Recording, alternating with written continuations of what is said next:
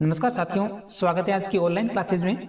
आज की वीडियो में हम रीट पात्रता परीक्षा 2025 विज्ञान का पेपर लेकर आ चुके हैं। यानी हमारा पेपर 27 फरवरी सेकंड शिफ्ट में जो भी पेपर पूछा गया था तो उनके 30 प्रश्न आज की वीडियो में हम लेकर आ चुके हैं। तो रीट लेवल 2 विज्ञान के 30 प्रश्न आज की वीडियो में हम देखने वाले हैं।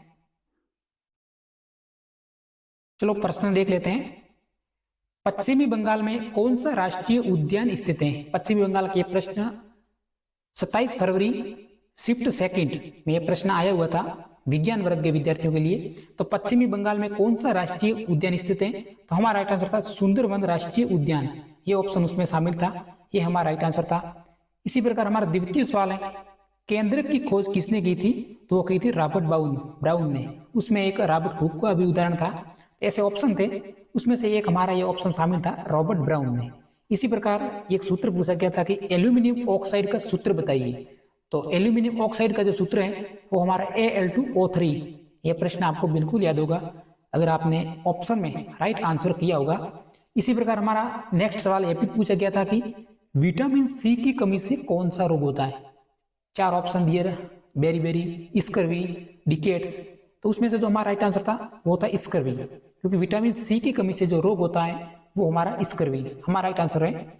अब हम एक नेक्स्ट प्रश्न था, एक फसल का उदाहरण दे रखा था कि निम्न में से दलहन की एक फसल है। बिल्कुल सेम टू सेम। काफी विद्यार्थी इस प्रश्न में कंफ्यूजन हुए होंगे, क्योंकि उसमें एक उदाहरण मूंगफली का भी था, एक उदाहरण गेहूं का भी था, एक उदाहरण मक्का का भी था। तो ऐसे उदाहरण शामिल थे। तो एक दलहन की फसल है वो साथियों एक गेहूं की फसल के साथ बोई जाती है। बाकी जो तीन उदाहरण थे वो उसमें खरीफ की फसलों के थे। एक उदाहरण था वो हमारा गेहूं का था, क्योंकि गेहूं एक रबी की फसल है। इसके हिसाब से जो हमारा राइट आंसर है ये गेहूं हो सकता है। बाकी इस क्वेश्चन में बोनस भी मिल सकता है। नेक्स्ट क्वेश्चन देख लेते हैं। कुछ प्रश्न हमारे शिक्षण अभिरुचियों से संबंधित थे। इस बार जो काफी कम प्रश्न पूछे गए थे शिक्षण अभिरुचियों से संबंधित। तो हमारे प्रश्न था कि अन्वेषण या फिर खोज विधि के प्रतिपादक कौन थे? ये प्रश्न इतना हार्ड नहीं है। तो हमारा राइट इसमें था आर्मस्ट्रॉन्ग। ये हमारा उसमें राइट आंसर था। अगर हमने ये प्रश्न राइट किया होगा तो हमें मिलेगा 1 अंक। इसी प्रकार यह प्रश्न सभी प्रश्न आपको साथ में गिनते रहना है, क्योंकि इस विज्ञान के पेपर में आपके कम से कम 20 प्रश्न सही होने चाहिए, तभी आप सेफ स्कोर में रहेंगे। सिंपल पेपर था विज्ञान का। अब हम देखते हैं नेक्स्ट क्वेश्चन, जो कि हमारे फिजिक्स से था। बल F तथा क्षेत्रफल A है। यदि बल को आधा तथा क्षेत्रफल को दुगुना कर दें तो दाब पूर्व दाब से कितना हो जाएगा? ये प्रश्न आपको बिल्कुल देखने को मिला होगा। बिल्कुल ध्यान से आपने प्रश्न देखा। हमारा राइट आंसर है इसमें 1/4। बिल्कुल राइट आंसर था। उसमें दिया हुआ था 1/4 भी दिया हुआ था, दुगुना भी दिया हुआ था, और एक ऑप्शन 1/4 का था। तो उसका जो दाब है वो पूर्व दाब से 1/4 होगा। ये हमारा राइट आंसर है। कंफर्म कर लेना प्रश्न। नेक्स्ट प्रश्न देखते हैं। भूकंप की तीव्रता मापी जाती है। सिंपल प्रश्न।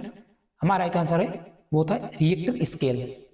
भूकंप की तीव्रताएं वो रिएक्टर स्केल में मापी जाती है। चलो नेक्स्ट क्वेश्चन देखते हैं। एक व्यक्ति समतल दर्पण से 100 मीटर दूरी पर खड़ा है। प्रतिबिंब और व्यक्ति के बीच की दूरी कितनी है? तो वो है 12 मीटर। प्रश्न में 100 मीटर भी दिया हुआ था। इनमें से कंफ्यूजन वाले दो प्रश्न थे। एक हमारा 6 मीटर था, कई विद्यार्थियों ने 6 मीटर भरा होगा, कई विद्यार्थियों ने 12 मीटर। तो जो राइट आंसर है वो हमारा 12 मीटर है। ठीक है, क्लास को साथियों देखते रहिए। अगर आपका यही फेवर है तो बिल्कुल शानदार क्लास होने वाली है। साथ में आपको एक सब्सक्राइब जरूर करना है, और भी विद्यार्थी के पास ये पेपर जाएगा। नेक्स्ट जैव विविधता एक्ट कब पारित हुआ था? यह प्रश्न बिल्कुल आया हुआ है 27 फरवरी सेकंड शिफ्ट में। उसका जो राइट आंसर है वो था 2002। ये तिथि पूछी गई थी। कोई बात नहीं, एक दो प्रश्न हार्ड आते हैं, बाकी सरल है। निम्न में से निम्नीकरण का पूछा था कि एक प्रश्न है अजैव निम्नीकरण, एक हमारा है प्रकार है निम्नीकरण। तो एक उसमें उदाहरण प्लास्टिक का भी था। तो विद्यार्थी दो ऑप्शन में कंफ्यूजन होंगे, एक प्लास्टिक में एक और रुई में। तो प्लास्टिक उदाहरण है जैव अनिम्नीकरण का है, जबकि रुई है वो हमारा जैव निम्नीकरण है। तो रुई भरा होगा, उसका जो राइट आंसर है मिलेगा 1 अंक। नेक्स्ट प्रश्न था इनमें से समांगी मिश्रण का उदाहरण नहीं है। जो समांगी 3 उदाहरण पूछे गए थे वो समांगी मिश्रण के थे, और उनमें से एक नहीं था। तो नहीं था वो कौन सा है? तो वो तो हमारा पानी में तेल, जो कि समांगी मिश्रण का उदाहरण नहीं है। ये ऑप्शन हमारा राइट आंसर है। चलो एक हमारा रोगों से संबंधित प्रश्न भी था, इनमें से कौन सा रोग है जो यौन संसारित नहीं है। प्रश्न था इनमें से कौन सा रोग है जो यौन संसारित नहीं है, तो उसका जो राइट आंसर था वो था हमारा टीबी। बाकी जो 3 प्रकार थे वो यौन संसारित रोग के थे। एक ऑप्शन था टीबी का जो कि हमारा राइट आंसर था बिल्कुल। चलो एक हमारा अम्ल से संबंधित प्रश्न भी था। सभी प्रश्न विज्ञान में टॉपिक वाइज थे, सिंपल थे। आप देख रहे होंगे आपके सभी प्रश्न लगभग अभी तक सही हो रहे होंगे। 1-2 प्रश्न इधर उधर हो सकते हैं जल्दबाजी में क्योंकि टाइम कम था। नेटल के डंक में कौन सा अम्ल पाया जाता है? नेटल के डंक में, तो उसमें जो ऑप्शन था वो हमारा राइट आंसर है फॉर्मिक अम्ल। राइट आंसर है फॉर्मिक अम्ल। चलो नेक्स्ट क्वेश्चन देखते हैं।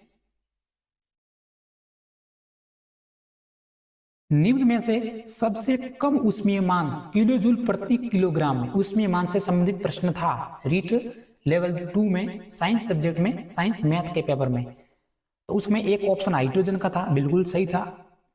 लिक्विड पेट्रोलियम गैस का भी था, संपीड़ित प्राकृतिक गैस का भी था और कोयला का भी था। जी हाँ, सभी प्रश्नों में ऑप्शन थे। तो सबसे ज्यादा तो होता है हमारा हाइड्रोजन का होता है, ठीक है, ऊष्मीयमान। सबसे कम होता है वो हमारा कोयला का। कई विद्यार्थियों ने ऐसे भरा होगा कि कोयला से ट्रेनें चलती हैं तो भाई ऊष्मीयमान ज्यादा होगा। बिल्कुल गलत है, क्योंकि कोयला हमारा राइट आंसर है। इसमें सबसे सर्वाधिक ऊष्मीयमान हाइड्रोजन का होता है, उसके बाद एलपीजी का होता है और एलपीजी के बाद संपीड़ित प्राकृतिक गैस का होता है, उसके बाद पेट्रोल का होता है और पेट्रोल के बाद कोयला का होता है, ठीक है। और सबसे कम होता है उपले का, क्योंकि कोयला एक धुआं उत्पन्न करता है। उसके हिसाब से भी ये प्रश्न हमारा राइट हो सकता था, सिंपल प्रश्न था। एक प्रश्न इससे संबंधित था, बिल्कुल था। इस शिश्न में सनिया कौन सी ग्रंथि देती है? उसमें एक अधिवर्ग ग्रंथि का भी उदाहरण था, एक था कूपर ग्रंथि का। तो ये हमारा राइट आंसर है, गलत नहीं करना साथियों। ये प्रश्न गलत हुआ है, कई विद्यार्थियों से हुआ होगा कि कूपर ग्रंथि। चलो ग्रंथि से संबंधित 28 तारीख को भी एक दो प्रश्न है, थोड़े बहुत हार्ड आए थे, ऐसे आते हैं। चलो, कांच की छड़ को रेशम पर रगड़ा जाता है तो रेशम पर किस प्रकार का आवेश आएगा? ये प्रश्न शामिल था साथियों। क्लास को लाइक जरूर करें क्योंकि आगे वीडियो और भी जाएगा। अगर आप लाइक करोगे तो प्रश्न काफी टाइम के बाद मिले हैं, क्योंकि एक एक प्रश्न ढूंढ रहे थे तभी मिले हैं। कई विद्यार्थी पेपर के पीछे ऐसे प्रश्न छाप के आए थे, तो वहां से भी मुझे कांटेक्ट करके दिए है, इसलिए सभी प्रश्न है। तो उसमें धनात्मक आवेश भी था, एक होता ऋणात्मक आवेश। तो राइट आंसर है ऋणात्मक आवेश। चलो एक हमारा प्रश्न यह भी था, हु ने किसी शहर के लिए सुरक्षित शोर माना है? सुरक्षित शोर, एक ऑप्शन 145 भी था, एक ऑप्शन 45 भी था। तो जो सुरक्षित शोर है मुख्यतः 45 से 50 डेसिबल के मध्य होता है। तो उसमें एक ऑप्शन शामिल था 45 डेसिमल का। यह हमारा करेक्ट आंसर है 45 डेसिमल। चलो एक हमारा आगमन विधि का दूसरा प्रश्न आया है।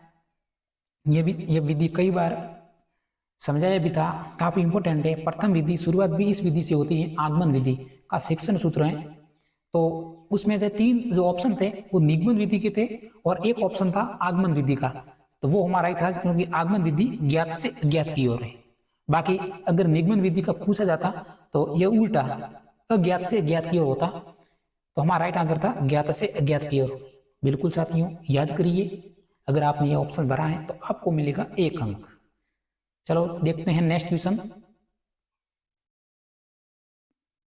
पूरा पेपर दिखाने वाला हूं कम समय में, क्योंकि लेशमानिया में प्रजनन की विधि है। लेशमानिया प्रश्न बिल्कुल आया हुआ है कंफर्म, क्योंकि लेशमानिया में जो प्रजनन की विधि है उसमें से मुकुल भी दिया हुआ था, 1-2 अन्य भी उदाहरण थे। तो उसमें द्विखंडन या बहुखंडन, क्योंकि लेशमानिया में द्विखंडन होता है और द्विखंडन या बहुखंडन एक ही बात है। तो यह बहुखंडन विधि हमारा राइट आंसर है, बिल्कुल करेक्ट आंसर है बहुखंडन। अब हम ये प्रश्न, कई विद्यार्थी थोड़ा सा ये फिजिक्स के जो प्रश्न थे वो थोड़े से साइंस के विद्यार्थी, विशेषकर बायोलॉजी के विद्यार्थी, उनके लिए थोड़े बहुत कंफ्यूजन होंगे, क्योंकि 2-3 प्रश्न फिजिक्स से ज्यादा आए थे केमिस्ट्री की तुलना में। तो 5 न्यूटन और 3 न्यूटन विपरीत दिशा में होने पर परिणामी बल क्या होगा? परिणामी बल पूछा था, उसमें एक ऑप्शन 8 न्यूटन का भी था, ठीक है। कई विद्यार्थियों ने जोड़ा होगा कि भाई 5 न्यूटन ये है, 3 न्यूटन ये है, तो 8 न्यूटन भर दें ऑप्शन में। लेकिन जो परिणामी बल होगा वो 5 न्यूटन में से 3 न्यूटन को घटाना था। तो जो राइट आंसर था हमारा 2 न्यूटन। ऑप्शन में ये प्रश्न शामिल था, 2 न्यूटन हमारा राइट आंसर है। ठीक है, बिल्कुल राइट आंसर है, सिंपल प्रश्न था। वैसे ध्वनि की तारत्व निर्भर करती है, तारत्व की, ध्वनि की तारत्व, तो वो निर्भर करती है वो हमारी आवृत्ति पे। राइट आंसर था आवृत्ति, बिल्कुल याद करिए इस प्रश्न को। अब मूल्यांकन का गुण नहीं है, मूल्यांकन का गुण नहीं है, उसमें से विश्वसनीयता, वैधता और व्यापकता, ऐसा सिंपल सिंपल उदाहरण थे। एक में नेगेटिव उदाहरण था, वो इसका राइट होगा। मूल्यांकन का गुण नहीं है, क्योंकि मुख्यतः मूल्यांकन जो विशेषता है वो 7 है, ये हर टॉपिक में शामिल है। वृत्तीय गति की परिभाषा पूछी थी, क्योंकि इस प्रश्न के जो ऑप्शन नहीं मिल रहे हैं तो इसलिए मैंने नहीं बता पाया। आपको अगर ये प्रश्न याद है कि वृत्तीय गति का इसके बारे में एक प्रश्न आया था तो आपको कमेंट बॉक्स में बता देना है। एक प्रश्न यह भी था कि सरसों में श्वेत कीट रोग किस किस्म की प्रतिरोधकता है, तो इसके ऑप्शन नहीं मिल रहे, क्योंकि कीट इस प्रश्न के जो ऑप्शन आते हैं नहीं मिल रहे, आपको बताने की कोशिश करना।